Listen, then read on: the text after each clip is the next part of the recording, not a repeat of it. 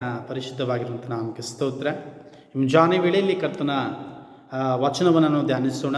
ರೋಮಾಪುರದವರಿಗೆ 6ನೇ ಅಧ್ಯಾಯ ಅದರ 4ನೇ ವಚನವನ್ನು ಓದೋಣ. ಹೀಗಿರಲಾಗಿ ನಾವು ದೀಕ್ಷಾಸ್ನಾನ ಮಾಡಿಸಿಕೊಂಡಾಗ ಆತನ ಮರಣದಲ್ಲಿ ಪಾಲುಗಾರರಾಗಿ ಆತನೊಂದಿಗೆ ಹೊಣಲ್ಪಟ್ಟೆವು. ಆದ್ದರಿಂದ ಕ್ರಿಸ್ತನು ಸತ್ತು ತಂದೆಯ ಮಹಿಮೆಯಿಂದ ಜೀವಿತನಾಗಿ ಎಬ್ಬಿಸಲ್ಪಟ್ಟಂತೆಯೇ ನಾವು ಕೂಡ ಜೀವದಿಂದ ಎದ್ದು ಹೊಸಬರಾಗಿ ನಡೆದುಕೊಳ್ಳಬೇಕು.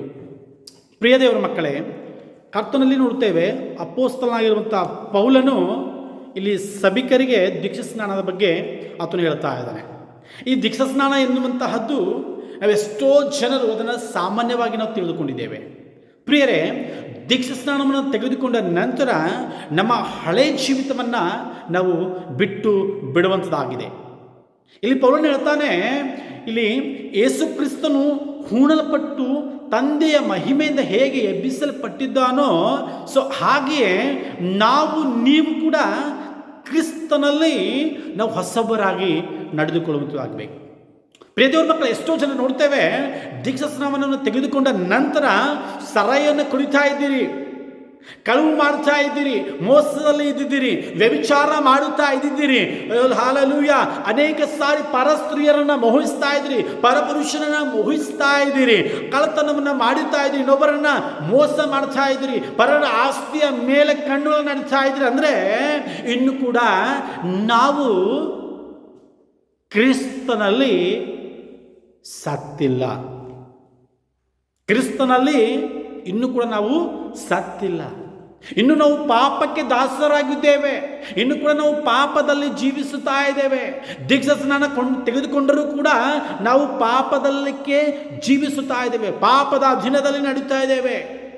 ಎಂಥವರನ್ನ ದೇವರು ಆತನು ಇಷ್ಟ ಪಡುವಂಥವನಲ್ಲ. ಪ್ರಿಯ ದೇವರ ಮಕ್ಕಳೇ, ನಾವು ಹೊಸಬರಾಗಿ ಜೀವಿಸಬೇಕು.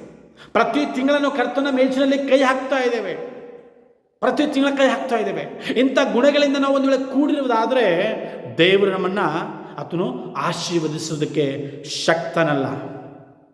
ಕರ್ತನ ಒಂದು ಮೇಜಿನ ಕೈ ಹಾಕಿ ಕೂಡ ಅನೇಕ ಸಾರಿ ನಾವು ಇನ್ನೂ ಪಾಪದಲ್ಲಿ ಜೀವಿಸ್ತಾ ಇದ್ದೇವೆ, ಪಾಪದಲ್ಲಿ ನಡೀತಾ ಇದ್ದೇವೆ. ಅನೇಕರು ತಿಳಿದುಕೋತಾ ಇದ್ದಾರೆ, ನಾವು ತಿಂಗಳಿಗೊಂದು ಸಾರಿ ನೀರಿನಲ್ಲಿ ಮುಳುಗಿದ್ರೆ, ತಿಂಗಳಿಗೊಂದು ಸಾರಿ ನಾವು ಒಂದು ರಕ್ತವನ್ನು ಕುಡಿಯುವುದಾದರೆ ನಮ್ಮ ಪಾಪ ಕ್ಷಮಾಪಣೆ ಆಗುತ್ತದೆ ಎಂಬುದಾಗಿ. ಆಗೋದಿಲ್ಲ ಪ್ರಿಯರೇ. ದೇವರ ವಾಕ್ಯ ಹೇಳ್ತದೆ, ನಾವು ಕರ್ತನಲ್ಲಿ ಬೇರೂರಬೇಕಾಗಿದೆ, ಹೊಸಬರಾಗಿ ನಡೆದುಕೊಳ್ಳಬೇಕಾಗಿದೆ. ಇನ್ನು ನಾನು ದೇವರಲ್ಲಿ ನಾನು ಪ್ರಾರ್ಥಿಸೋದಕ್ಕಿಂತ ಮುಂಚೆ, ನೀರಲ್ಲಿ ಮುಳುಗೋದಕ್ಕಿಂತ ಮುಂಚೆನೇ ಇನ್ನೂ ಪಾಪ ಮಾಡ್ತಾ ಇದ್ದೆ. ನೀರಿನಲ್ಲಿ ಮುಳುಗಿದ ಮೇಲೆ ನಾವು ಕರ್ತನ ದ್ರಾಕ್ಷಾರಸವನ್ನು ತೆಗೆದುಕೊಂಡ ನಂತರ ನಾವು ಕರ್ತನಲ್ಲಿ ಬೆಳೆಯುವಂಥವರಾಗಬೇಕು. ಪ್ರತಿದಿನ ಹೊಸಬರಾಗಿ ಜೀವಿಸುವುದಕ್ಕೆ ನಾವು ಪ್ರಯತ್ನ ಪಡಬೇಕ್ರಿ. ಆವಾಗ ದೇವರು ನಾವು ಇನ್ನೂ ಹೆಚ್ಚಾಗಿ ಫಲ ಕೊಡುವಂತೆ ಆತನು ಮಾಡುವಂಥವನಾಗಿದ್ದಾನೆ. ಇನ್ನು ಸೈತಾನನು ಅನೇಕರನ್ನ ಆತನು ಉಪಯೋಗಿಸಿಕೊಳ್ತಾ ಇದ್ದಾನೆ. ಪ್ರತಿದಿನ ಆರಾಧನೆ ಮನೆಯಲ್ಲಿ ಮಾಡುವುದಕ್ಕೆ ಆತನು ಬಿಡ್ತಾ ಇಲ್ಲ, ಸ್ತುತಿ ಮಾಡುವುದಕ್ಕೆ ಆತನು ಬಿಡ್ತಾ ಇಲ್ಲ.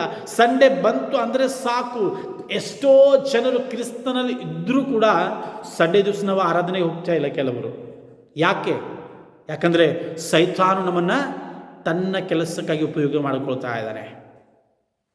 ಸೈತಾನನ ಅಧೀನದಲ್ಲಿ ಇರುವುದನ್ನು ನಾವು ಬಿಟ್ಟು ಕರ್ತನ ಅಧೀನದಲ್ಲಿ ನಡೆಯೋದಕ್ಕಾಗಿ ನಾವು ಪ್ರಯಾಸ ಪಡುವಾಗ ದೇವರು ನಮ್ಮನ್ನು ಆಶೀರ್ವದಿಸುವಂತಾಗಿದ್ದಾನೆ. ರೋಮ 6ನೇ ಅಧ್ಯಾಯ ಅದರ 19ನೇ ವಚನದಲ್ಲಿ ನೋಡ್ತೇವೆ, ನರಭಾವದ ಬಲಹೀನತೆಯ ದೆಸೆಯಿಂದ ಲೋಕರೀತಿಯಾಗಿ ಮಾತನಾಡುತ್ತೇನೆ.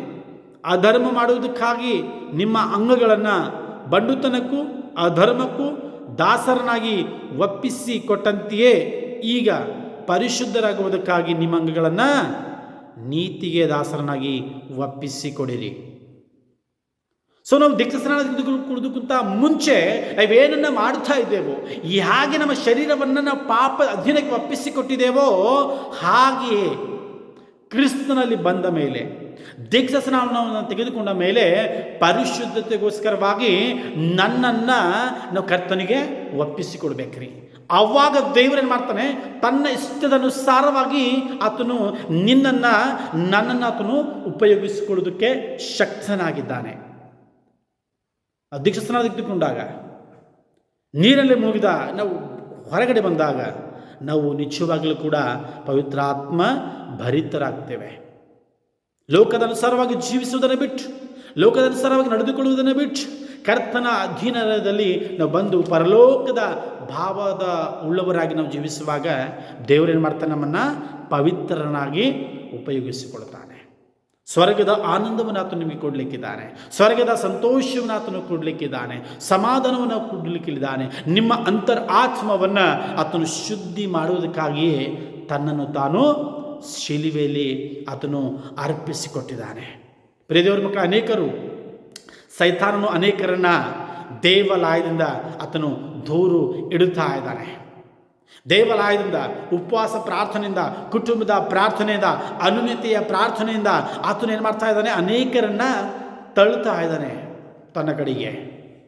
ಇವತ್ತು ದಿವಸ ಈ ಶೋಧನೆಯು ನಿನ್ನನ್ನು ಕಾಡ್ತಾ ಇರುವುದಾದರೆ ಹಿಂದೆ ನೀನು ಪ್ರಾರ್ಥಿಸು, ಹಿಂದೆ ನೀನು ಗೋಳಾಡು, ಹಿಂದೆ ನೀನು ಕರ್ತನಿಗೋಸ್ಕರವಾಗಿ ಕರ್ತನಿಗೆ ಹೇಳು, ಸ್ವಾಮಿ ನನ್ನ ಕುಟುಂಬವು ಪಾಪದಿಂದ ರಕ್ಷಿಸು, ನನ್ನ ಕುಟುಂಬವು ಮೋಸದಿಂದ ರಕ್ಷಿಸು, ನನ್ನ ಕುಟುಂಬವು ಅನ್ಯಾಯದಿಂದ ರಕ್ಷಿಸು, ನನ್ನ ಕುಟುಂಬವು ಈ ಪಾಪ ವ್ಯಭಿಚಾರದಿಂದ ತಪ್ಪಿಸುವುದೇ ಎಂಬುದಾಗಿ ನೀನು ಪ್ರಾರ್ಥಿಸುವಾಗ ದೇವರು ನಿನ್ನ ಕುಟುಂಬವನ್ನು ಆತನು ರಕ್ಷಿಸುವುದಕ್ಕೆ ಸಿದ್ಧನಾಗಿದ್ದಾನೆ.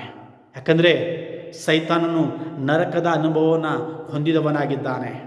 ಆ ಅನುಭವವನ್ನು ಅನೇಕ ಕುಟುಂಬಕ್ಕೂ ಕೂಡ ಆತನು ಕೊಡುವುದಕ್ಕೆ ಇಷ್ಟವುಳ್ಳವನಾಗಿದ್ದಾನೆ. ಇನ್ನೊಂದು ಕಡೆ ದೇವರು ಏನು ಮಾಡ್ತಾ ಇದ್ದಾನೆ, ತನ್ನ ಮಕ್ಕಳನ್ನು ಆತನು ರಕ್ಷಿಸುವುದಕ್ಕೆ ಆತನು ಪ್ರಯತ್ನ ಪಡ್ತಾ ಇದ್ದಾನೆ. ಪ್ರಿಯ ದೇವರ ಮಗುವೆ, ಇಲ್ಲಿ ನೋಡ್ತಾ ಇದ್ದೇವೆ, 1ನೇ ಪೇತ್ರ 5ನೇ ಅಧ್ಯಾಯ 8 ಮತ್ತು 9 ವಚನ ಓದುವಾಗ ದೇವರ ವಾಕ್ಯ ಇರ್ತದೆ, ಸೈತಾನನ ಹೆದರಿಸ್ರಿ, ಆತ ನಿಮ್ಮನ್ನು ಬಿಟ್ಟು ಹೋಗ್ತಾನೆ.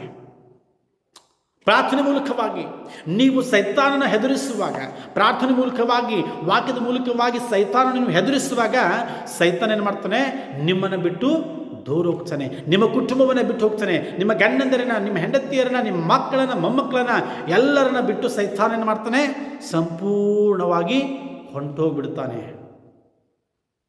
ಆದರೆ ನೀನು ಸೈತಾನನ ಹೆದರಿಸುವುದಕ್ಕೋಸ್ಕರವಾಗಿ ವಾಕ್ಯವನ್ನು ಬಲವಾಗಿ ಹಿಡಿದುಕೋ, ವಾಕ್ಯವನ್ನು ಬಲವಾಗಿ ಅಭ್ಯಾಸ ಮಾಡು. ಯಾಕಂದರೆ ನೀನು ಲೋಕದ ಪಾಲಿಗೆ ಸತ್ತಿದೀಯಾ. ಲೋಕವು ನಿನ್ನನ್ನು ಹಿಂಬಾಲಿಸುವುದಿಲ್ಲ, ಆ ದೇವರನ್ನು ಹಿಂಬಾಲಿಸುವವನಾಗಿದ್ದಾನೆ. ದೇವರನ್ನು ನೀನು ಹಿಂಬಾಲಿಸುವಾಗ ನಿನ್ನ ಪಕ್ಷವಾಗಿ ದೇವರು ನಿಂತುಕೊಂಡು ಸಕಲ ವಿಷಯದಲ್ಲಿ ಆತನು ಜಯ ಕೊಡುವಂಥವನಾಗಿದ್ದಾನೆ. ನಿಮ್ಮನ್ನು ಕರ್ತನಿಗೆ ಒಪ್ಪಿಸಿರಿ, ಆತನು ನೀತಿವಂತನು ಆಗಿರುವುದರಿಂದ ಆತನು ನಿಮ್ಮನ್ನು ಕೂಡ ಅನಾದಿ ಕಾಲದಿಂದಲೇ ನಿಮ್ಮನ್ನು ಆಶೀರ್ವದಿಸಬೇಕೆಂಬುದಾಗಿ ದೇವರು ಇಷ್ಟವುಳ್ಳವನಾಗಿದ್ದಾನೆ. ಆ ಆಶೀರ್ವಾದವನ್ನು ಕಳೆದುಕೊಳ್ಳದೆ ಕರ್ತನ ಮಹಿಮೆಯಲ್ಲಿ ಬೆಳೆಯುವುದಕ್ಕಾಗಿ ನೀವು ಪ್ರಯಾಸ ಪಡ್ರಿ. ಆದಮ ಮತ್ತು ಹವ ದೇವರ ಅನುಮತಿಯನ್ನು ಕಳೆದುಕೊಂಡು ಅವರು ನಿತ್ಯವಾದಂಥ ಶಾಪಕ್ಕೆ ಒಳಗಾದರು. ಇವತ್ತು ದಿವಸ ಆ ಕರ್ತನ ಅನುಮತಿಯಿಂದ ಆ ಒಂದು ಸಂಬಂಧವನ್ನು ಕಳೆದುಕೊಳ್ಳಬೇಡ. ಅವರು ಕಳೆದುಕೊಂಡರು, ಆದರೆ ಅದೇ ಸಂಬಂಧವನ್ನು ದೇವರು ನಿನ್ನೊಟ್ಟಿಗೆ ಬೆಳೆಸೋದಕ್ಕೆ ಮನಸ್ಸುಳ್ಳವನಾಗಿದ್ದಾನೆ. ಕರ್ತನೊಟ್ಟಿಗೆ ಬೆಳೆದಕ್ಕಾಗಿ ನಿನ್ನ ಮನಸ್ಸಿದೆಯಾ? ಹಿಂದೆ ಪ್ರಾರ್ಥಿಸು. ಆತನು ತಂಗಾಳಿನಲ್ಲಿ ಬಂದು ಆದಾಮ ಅವರೊಟ್ಟಿಗೆ ಮಾತನಾಡ್ತಾ ಇದ್ದ. ಇವತ್ತು ದಿವಸ ಪ್ರತಿದಿನ ಆ ದೇವರನ್ನೊಟ್ಟಿಗೆ ಮಾತನಾಡೋದಕ್ಕೆ ಮನಸ್ಸುಳ್ಳವನಾಗಿದ್ದಾನೆ. ದೇವರೊಟ್ಟಿಗೆ ನೀನು ಮಾತನಾಡು. ದೇವರು ನಿನ್ನೊಟ್ಟಿಗೆ ಮಾತನಾಡುವಾಗ ನಿನ್ನ ಕುಟುಂಬದ ಎಲ್ಲ ಪರಿಸ್ಥಿತಿಗಳು ದೇವರು ಬದಲಾಯಿಸ್ತಾನೆ. ನಿನ್ನ ಎಲ್ಲ ಕೋರ್ಟ್ ಕೇಸ್ಗಳಾಗಿರ್ಬೋದು, ನಿನ್ನ ಎಲ್ಲ ಸೈತಾನ ಶಕ್ತಿಗಳಾಗಿರ್ಬೋದು, ನಿನ್ನ ಮೇಲೆ ಆಗಿರುವಂಥ ಸಾಲದ ಬಾಧೆ ಆಗಿರ್ಬೋದು, ನಿನ್ನ ಮೇಲೆ ಆಗಿರುವಂಥ ಪ್ರತಿಯೊಂದು ದುಷ್ಟನ ಶಕ್ತಿ ಕೂಡ ದೇವರು ತೆಗೆಯುವುದಕ್ಕೆ ಆತನು ಶಕ್ತನಾಗಿದ್ದಾನೆ.